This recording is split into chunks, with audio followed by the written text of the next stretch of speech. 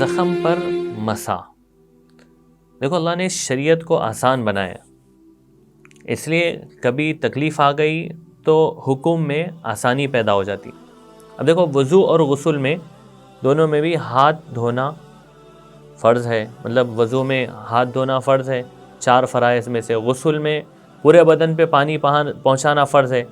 اب کسی کو ہاتھ پہ مار لگ گیا مثال کے طور پر، اب ہاتھ پہ اتنا حصہ زخمی ہو گیا، اب یہاں پانی نہیں ڈال سکتے. وضو میں بھی یہاں پانی پہنچانا ضروری ہے، غسل میں بھی پانی پہنچانا ضروری ہے. تو کیا کریں گے؟ تو شریعت نے آسانی دی ہے. شریعت نے کہا ہے کہ دیکھو آپ یہاں سے لے کے یہاں تک ہاتھ دھو لو پورا، اور یہ جو اتنا حصہ ہے زخمی، اس حصے پر ہاتھ کچا کر کے اس کچے ہاتھ سے مسا کر لو، ہاتھ پھیر لو یہاں پر. تو وضو بھی ہو جائے گا، غسل بھی ہو جائے گا. پانی بہانا ضروری نہیں ہے زخم کی وجہ سے. اور اگر زخم ایسا نازک ہے کہ آپ کچا ہاتھ بھی نہیں پھیر سکتے وہاں پر، تو شریعت کہتی ہے کہ وہاں ہاتھ ہی مت پھیرو، معاف ہے، اتنا حصہ چھوڑ دو، چھوڑ کر باقی حصہ دھو لو.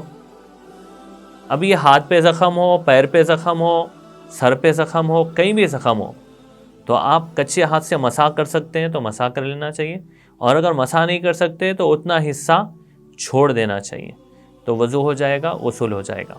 اس کی اور بھی تفصیل فتاوی عالمگیری والیوم نمبر 1 پیج نمبر 35 پر لکھی ہوئی.